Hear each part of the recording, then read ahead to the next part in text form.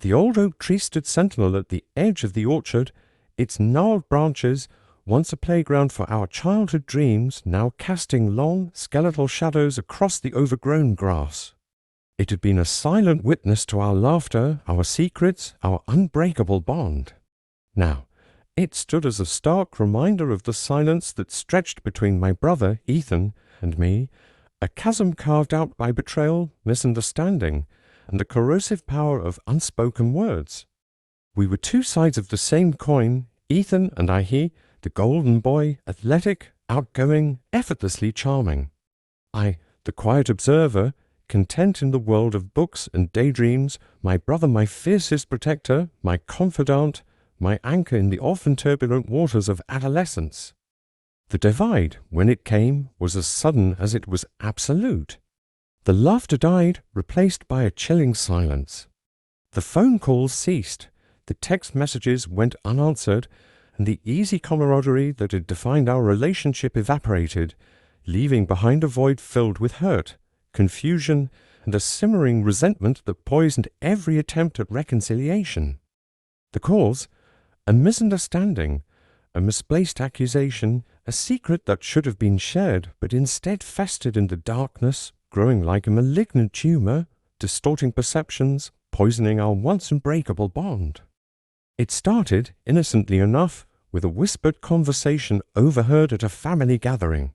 Ethan, fresh out of college and eager to prove himself, had landed a coveted internship at my firm, a boutique consulting firm known for its high-profile clientele and cutthroat environment.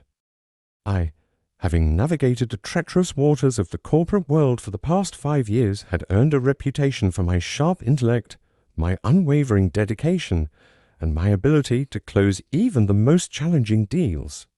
I was, as my colleagues fondly dubbed me, the closer. The whispers, however, hinted at something more sinister. Rumors of favoritism, of Ethan's rapid ascent fueled by my influence rather than his own merit. I dismissed them as petty jealousy, the inevitable whispers that followed success. Ethan, I reassured myself, was more than capable of proving his own worth. But the seed of doubt had been sown, and it quickly took root in Ethan's heart, fueled by his own insecurities, by the pressure to emerge from my shadow and carve his own path. He became withdrawn, his usual easygoing nature replaced by a brooding silence.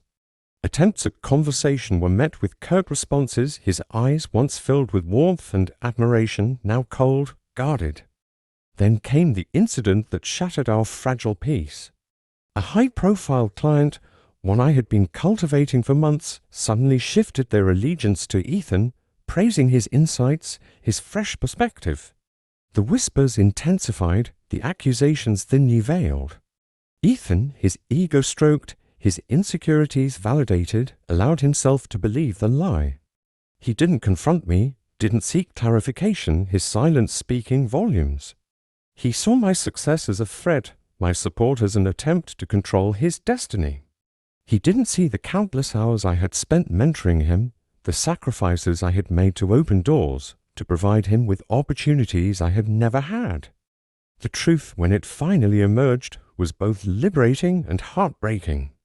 The client, it turned out, had been impressed not by Ethan's insights, but by his willingness to challenge the status quo, to offer a fresh perspective that contradicted my carefully crafted strategy. He had, unwittingly, stumbled upon a flaw in my approach, a blind spot that I, blinded by my own ambition, had failed to see.